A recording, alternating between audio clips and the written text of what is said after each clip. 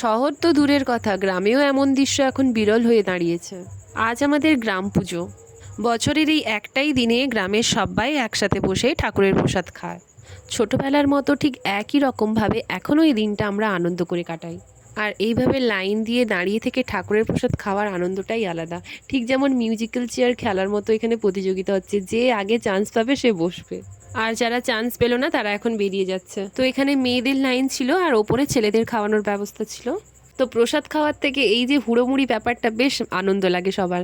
তারপরে এখানে বাতাসা হরিলুট হবে, সব বাতাসা জড়ো হয়েছে।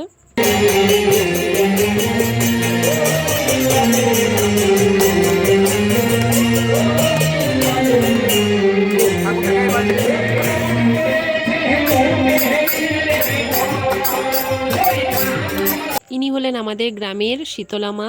তো খুবই জাগ্রত। এই ছিল আজকের ভিডিও। আজ তবে আসি, পরের ভিডিও নিয়ে আসবো। চলো, টাটা।